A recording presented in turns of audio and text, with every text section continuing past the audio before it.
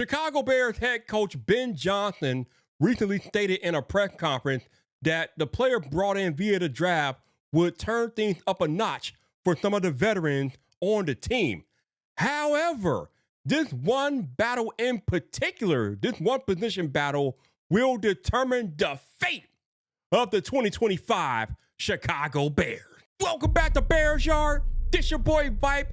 And if we look back at the draft that the Chicago Bears had in 2025, you can easily see why there is going to be a lot of competition in this upcoming training camp here in a few weeks.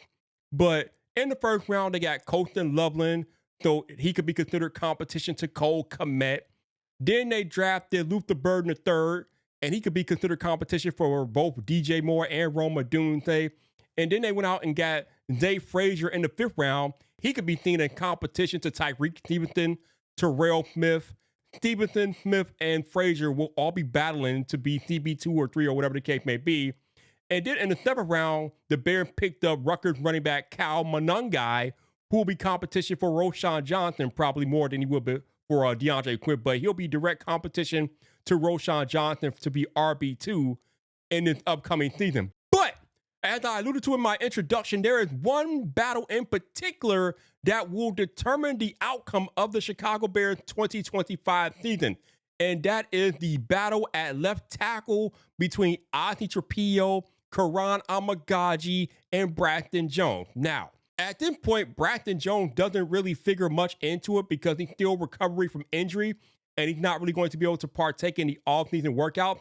Now, he might be ready by the time the season starts or whatever, but he's not going to have much of an off-season workout, which means, given Ryan Pohl's comments yesterday on ESPN 1000 about wanting to start off Ozzie Trapillo at left tackle, that puts him in direct competition with Karan Amagaji to determine who could be the potential starter at left tackle for the Chicago Bears. Now, we saw what Karan Amagaji did in his rookie time last year. Now, to be fair to Karan, he didn't really have much of an offseason workout with the Bears prior to coming in as a rookie because he was recovering from his own leg injury. But now he's going to have a full offseason, healthy, to try to work his way into better NFL shape and conditioning to compete with Ozzie Trapillo for that left tackle spot. But in his limited time as a rookie last year, Karan Amagaji didn't really look all that great. He kind of got ran around, ran over, and it was not a good time for Caleb Williams. And we all know how Caleb got sacked almost a record 68 times. Actually, I think he was second behind Derek Carr for the most sacked quarterback in the history of the NFL. But it was bad time for Caleb Williams. So now you bring in Ozzie Trapillo, who is very resolute at the tackle position, although he has more of his experience at right tackle. But we already have Darnell Wright at right tackle. So Pohl said he's going to start Trapillo out at left tackle. And, you know, Trapillo, he has a little bit of experience at left tackle. But again, he's going to be in direct competition with Karan Amagaji. And we know that the left tackle spot is the quarterback's blind side. So this position battle in particular is going to be the one that determines the fate of the Bears because we have to get it right.